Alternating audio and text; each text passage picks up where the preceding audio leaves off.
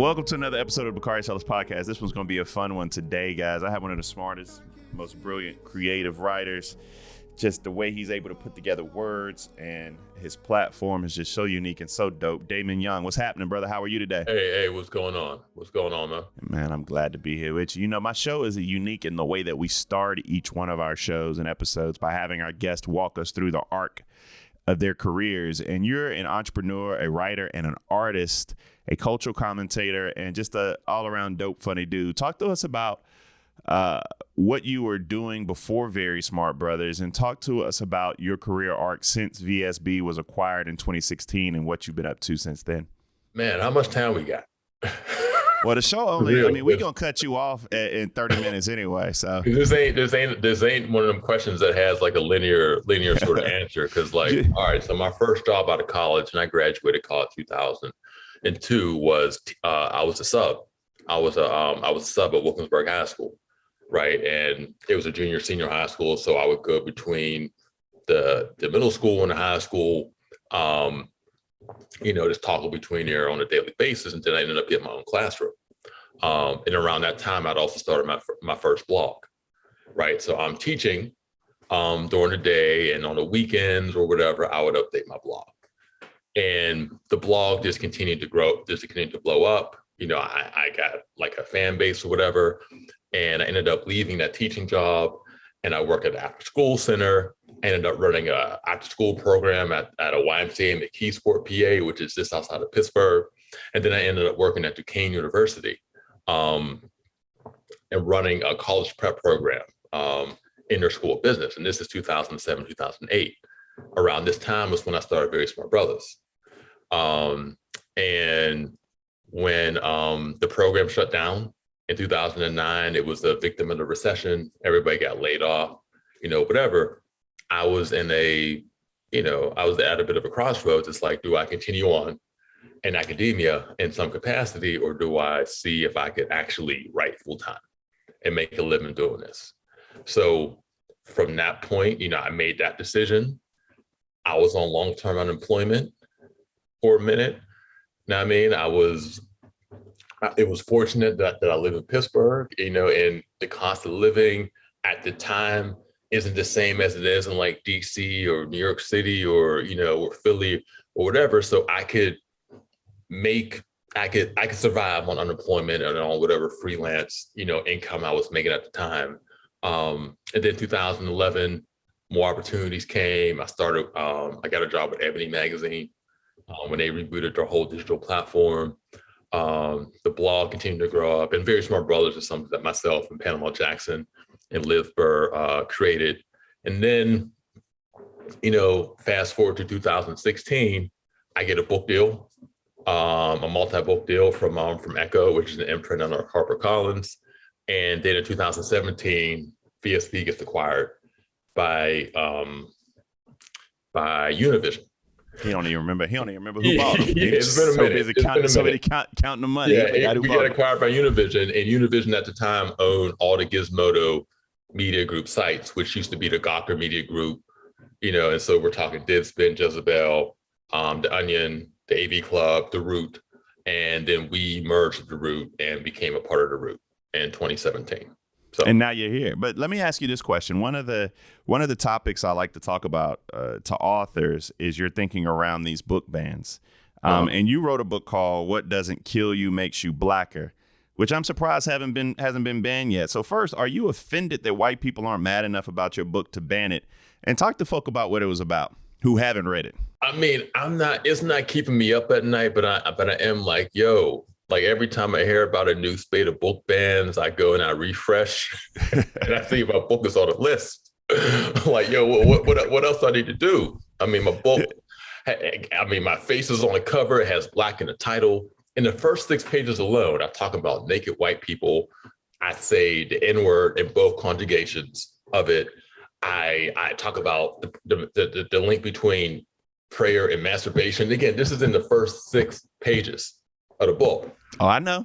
And I still ain't get banned. And I'm like, come on, man. I mean, if there's going to be all this shit going on, why can't I be a part of it? What you're saying is the ban is not legitimate. I mean, 16, 19, all that stuff is cool. But it just proves it just proves that they ain't actually reading these books. They're not. Well, right? They're not reading these books. They maybe heard a thing. They maybe read like the back flap or whatever. And it's like, you know what, this book got banned this other place, so we might as well ban it this place too.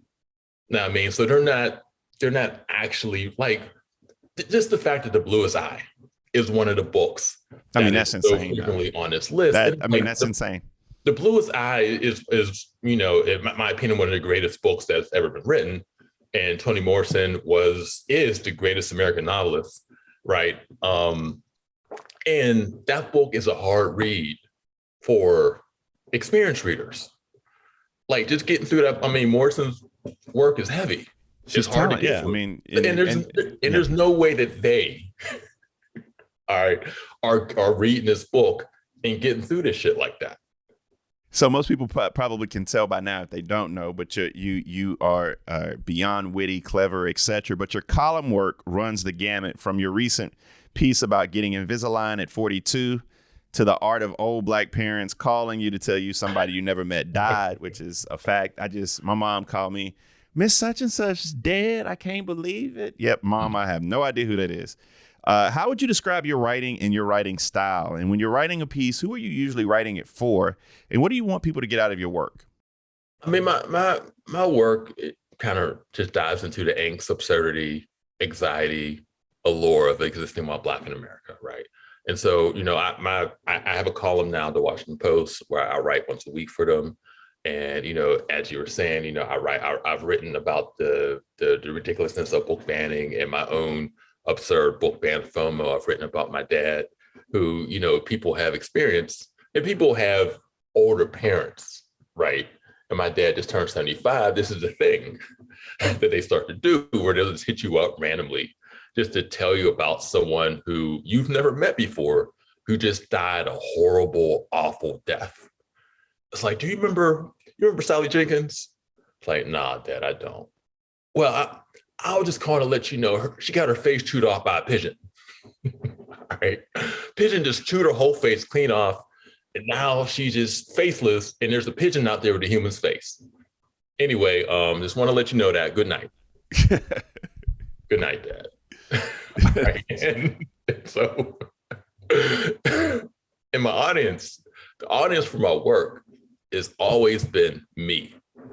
Right. You one of them selfish writers that if you like it, everybody else, either they can, it don't matter. Yeah, I write things I want to read. You know what I mean? And if it's like, if a thing exists, or if I want to read a thing that doesn't exist, I'm like, what, I'll write the thing. And now once I extrapolate out, then once I get past me, then there's me, there's, people who just appreciate humor, people appreciate essay, people, obviously Black people, my work isn't necessarily the sort of work that's explaining that's intended to explain Blackness or Black customs to white people. It might do that. But I was about to say, like, I was gonna push back on you, because I could envision you being in the writer's room for like Blackish or one of these dope shows. By the way, have you ever been in one of these writing rooms before? Have they ventured to let you in one of these writing rooms? I was in the writer's room for Sam Jay's HBO show. Okay. I was a consultant on that show. And I was in the room happened last year, and it was all on Zoom. And there's all these hilarious comedians in there, and then there's me. They like who is this nigga? The Washington Post sent somebody over. In the first couple of meetings, they're addressing me as Mr. Young. And I'm like, yo, I appreciate the honorific, but I don't think I'm that much older than y'all. Right, just call me Damon. All right. Appreciate it though. That you season. That's what that was about. One of the things that I appreciate about the work that you've done is the very popular blog, Very Smart Brothers. That's how a lot of people don't know all the work you do, but when they hear your name, they immediately associate it with Very Smart Brothers, and it was acquired in 2016, became a part of The Root. How important was it for you to take something that you created and then align it with a Black platform like The Root? I mean, it made sense for us at the time to I was about to say at the time. At the time, it made a lot of sense for us to go through the acquisition and also to merge with the Root. I already had a good relationship with the people over there, and at the time, the publisher was Donna Bird, and Danielle Belton was EIC, and then Janetta Adams, and there were other people that again. You were surrounded by dope. You were surrounded by a lot of dope people at the time.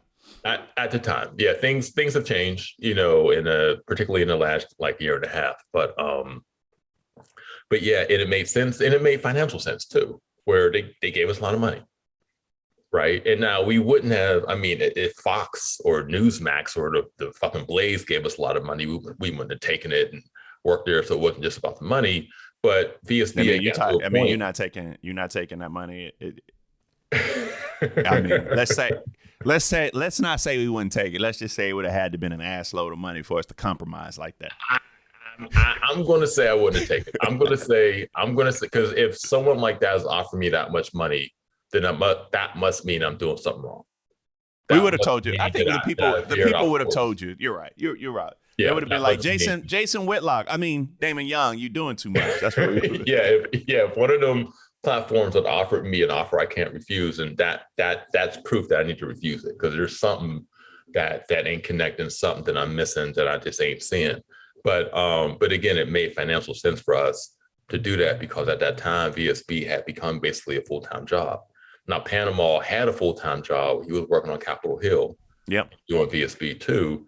And for me, I had VSB. I had some other writing that I was doing in too, but it just made sense to be able to do the same things I was always able to do, but also get a salary and benefits, and also a pretty significant acquisition fee for it too. Man, I love it. I like to see brothers come up. So you've got a new project on the way. One of the reasons, or the reason we have you on the show today, it's a podcast called Stuck with Damon Young. Now, there are a lot of podcasts out there. So why did you choose to do a podcast, and how is it different from the rest of them? Everybody and their mama got a podcast. Yeah, so I'll keep it a buck. I'm not a podcast. I wasn't a podcast person. Doing a podcast was not a thing that was an aspiration for me. And Crooked Media approached me, and this is back in, I guess, late 2018, 2019, around that time. And at the Pod Save Boys? Those are the Pod Save Boys, right? Yeah. And they approached me about doing this podcast, and we were actually going to launch it in 2020. And I'd already done some interviews. I had Nicole Hannah-Jones, I had Jason Reynolds on, I had Samantha Irby on, but then the pandemic hit, and that just threw everything out of whack. And when the pandemic hit and that happens, we also had an opportunity to reconfigure and rethink about what this podcast was going to be. Because initially it was going to be me talking to just some dope people I know about some subject. We kick it for 40, 45 minutes, and then boom, that's it. And there are a lot of podcasts that do that, and that do that very well. But we came up with an idea to incorporate some more scripted elements. Some more elements from my writing, some elements from my other sort of work, and try to infuse that into the podcast. So now it begins with a scripted essay, then an interview for 15 minutes, then a skit, which are ridiculous sometimes. This sounds like this thing, right? This podcast took a lot of work. It take more than these headphones and this microphone I carry with me. Well, you got a whole production team over there. Yeah. And then another interview, and then the closing essay, right? And again, I think that the scripted element made it very attractive to me, and also just the subject matter, where it's about performance, and it's about it's about etiquette too. And etiquette, I think when we think of that word, we think of soup spoons and chivalry and and things of that nature, table manners. But etiquette really is an umbrella term to encompass just a wide range of behavior, and also expected behavior and expected experience, right? And so this podcast is mostly about the collision of who we are, who we expect to be, and who we want to be. And each episode dives into a different topic. There's an episode that deals with sex, another one with money, another one with God, parenting, mental health. grief. So we have 12 episodes, and each featuring some just really smart, really funny, really dope people. I mean, I already mentioned Nicole, Samantha, Jason, Roy Wood Jr., Jamel Hill, Shamara Ibrahim, Kara Brown, Kiese Lehman. I mean, we have a really, really great group of guests, Mark Lamont Hill, and all just basically talking about our own anxieties and neuroses and self-consciousnesses and all of the societal, the racial, economic, and political, factors that influence how we feel about ourselves and how we feel about, how people see us.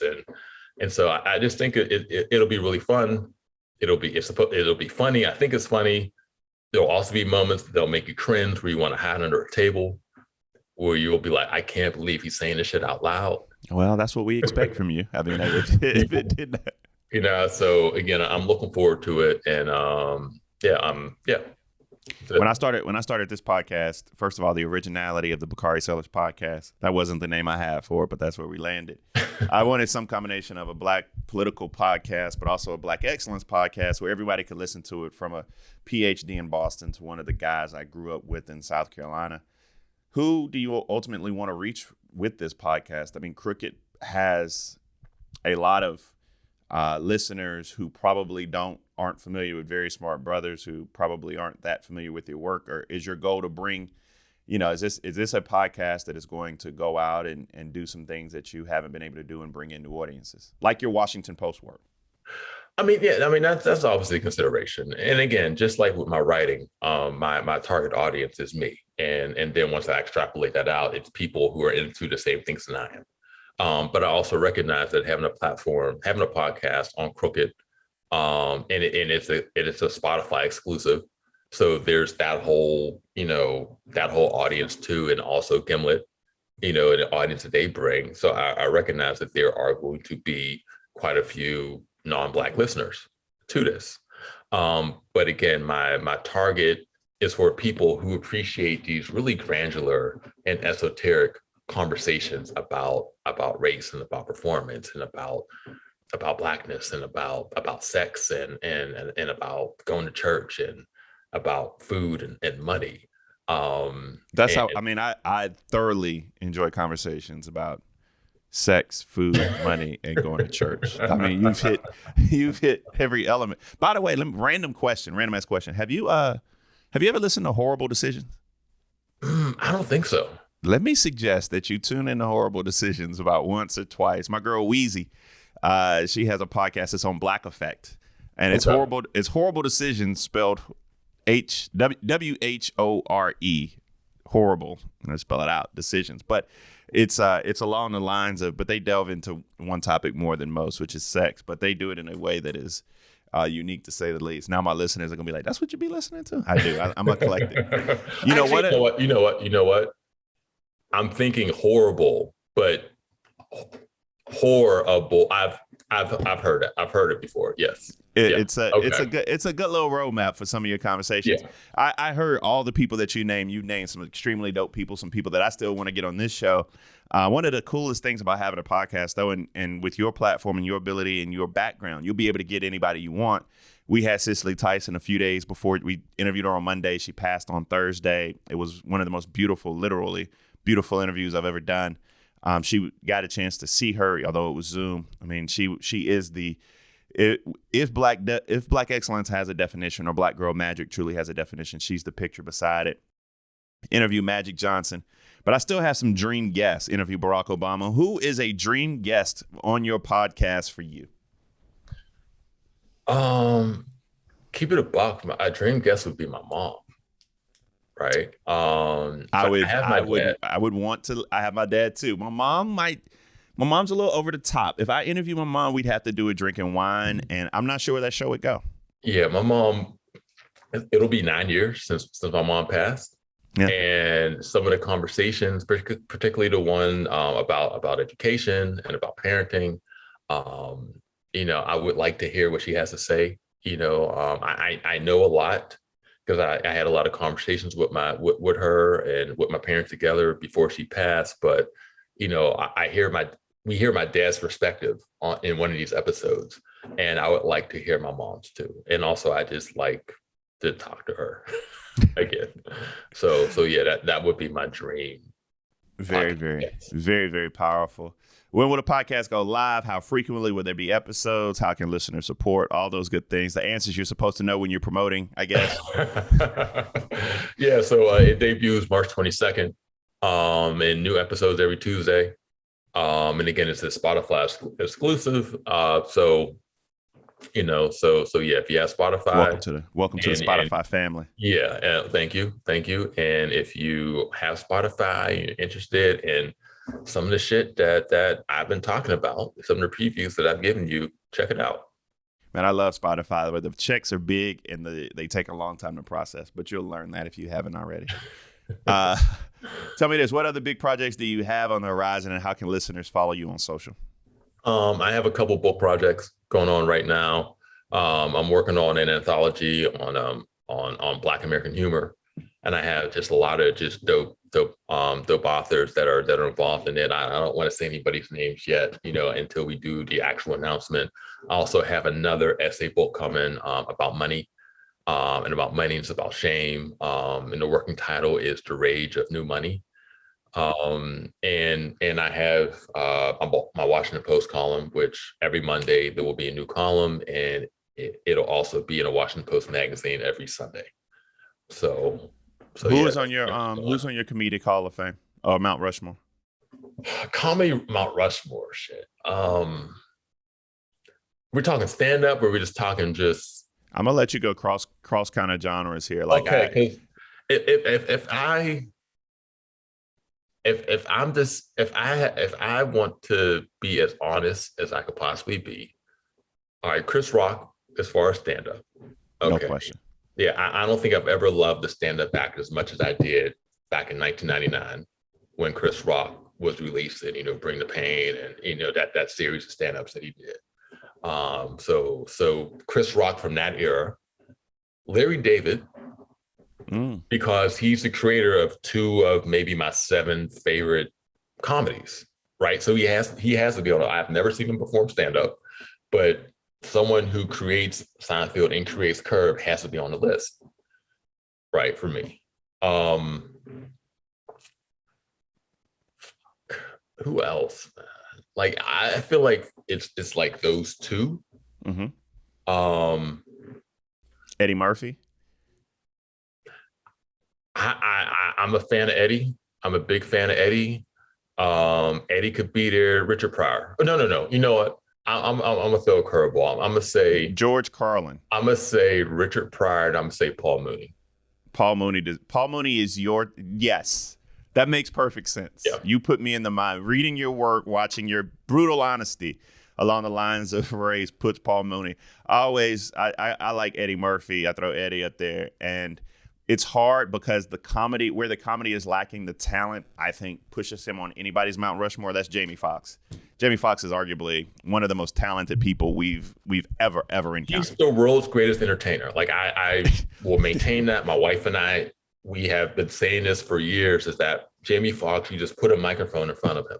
Oh, yeah. And he could do anything. Anything. Right. Anything.